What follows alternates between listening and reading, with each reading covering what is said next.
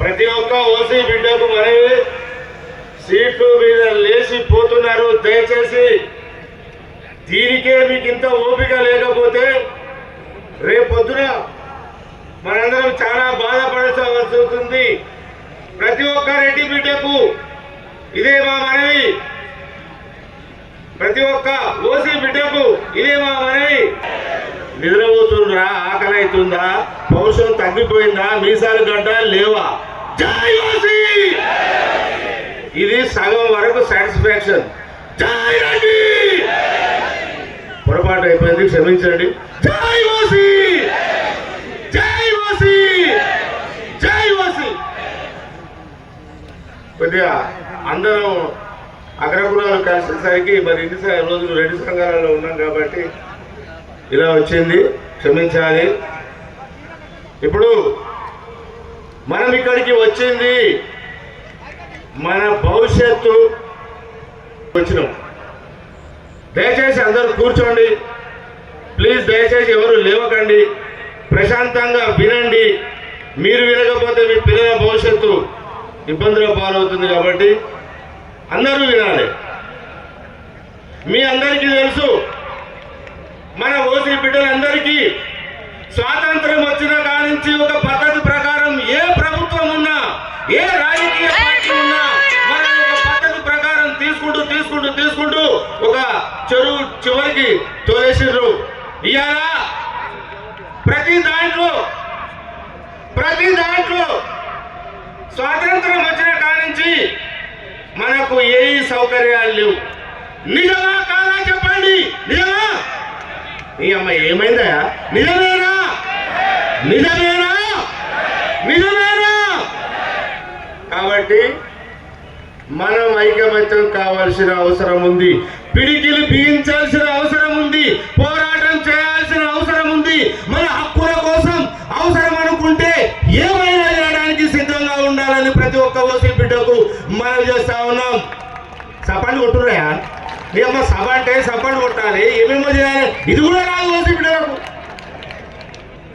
కాబట్టి మనల్ని ఏ రకంగా అయితే రాజకీయ పార్టీలు, రాజకీయ నాయకులు ఒక తీసివేసినట్టుగా మన ఓసీలంటే అసలు చూసి చూడనట్లు పోతున్నటువంటి ఈ రాజకీయ పార్టీలకు మనం గుణపాఠం చెప్పాల్సిన అవసరం ఉంది. స్టేజ్ మీద ఏ రాజకీయ నాయకుడున్నా ఏమీ అనుకోవద్దు, ఉన్న వాస్తవాలు చెప్తున్నాం. ఈరోజు ఓసీలలో ఐకమత్యం లేదని, ఓసీలు ఓట్లు వేయరని, ఓసీలు ఏ హక్కులకు కొరగాలని చెప్పేసి ఈ రాజకీయ నాయకుల భావన. ఆ భావనను మనం తిరగొట్టాలి, చరిత్రను తిరగరాయాలి. ఈ ప్రపంచంలో అత్యంత విలువైనది ఓటు, ప్రపంచంలో అత్యంత విలువైనది ఓటు. ఈ ఓటు అనే ఆయుధంతోని మిగతా వారు రాజకీయ నాయకులను తోలుబొమ్మలాట ఆడిస్తున్నారు. నిజమా కాదా? మరి మనమెందుకు ఈ తోలుబొమ్మలాట ఆడియొద్దో చెప్పండి. ఆడితావా?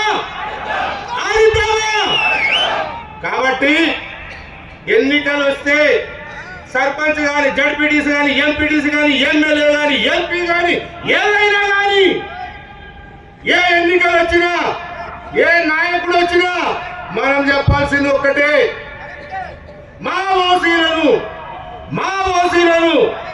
మిగతా వారు ఎంత అవహేళనగా మాట్లాడుతూ ఉన్నారో, ఎంత కించపరిచినట్టు మాట్లాడుతూ ఉన్నారో, మీరు మమ్మల్ని కించపరిచేటోళ్ళ గురించి అడుగుతారా?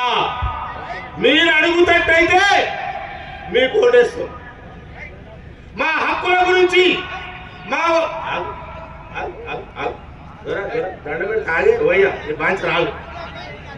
మీరు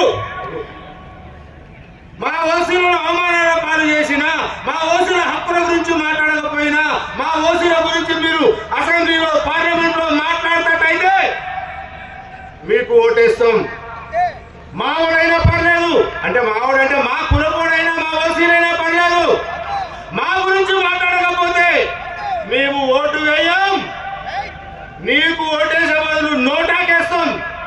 దేనికేస్తాం?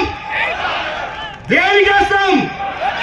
నోటాకేస్తాం అని కనుక మనం ఈ రాజకీయ నాయకులకు భయం పెట్టకపోతే, ఓటు అనే భయం పెట్టకపోతే మనల్ని కేర్ చేయరు. కాబట్టి ఓసీ బిడ్డలారా, ఒక్కసారి 5 నిమిషాలు ప్రశాంతంగా ఆలోచించండి.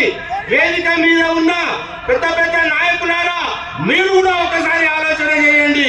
ఈ రోజు మన ఓసీ సామాజిక వర్గం యొక్క పరిస్థితి ఏ స్టేజ్ లో ఉందో ఒక్కసారి ఆలోచన చేసి, వచ్చే మన తరాల కోసం, మన తాతల తరం అయిపోయింది, తండ్రుల తరం అయిపోయింది, మన తరం అయిపోతుంది, రేపు మన బిడ్డల తరం కూడా అయిపోతుంది. ఇప్పటికైనా నిస్వార్థంగా ప్రతి ఓసీ బిడ్డ ఆలోచన చేయాలి, ప్రతి ఓసీ నాయకుడు ఆలోచన చేయాలి, ప్రతి ఓసీ ప్రజా నాయకుడు ఆలోచన చెయ్యాలి. ఇవాళ ఈ దేశంలో మీరు పుట్టలేదా? ఈ స్వతంత్ర ఉద్యమంలో మా ఓసీలు లేరా?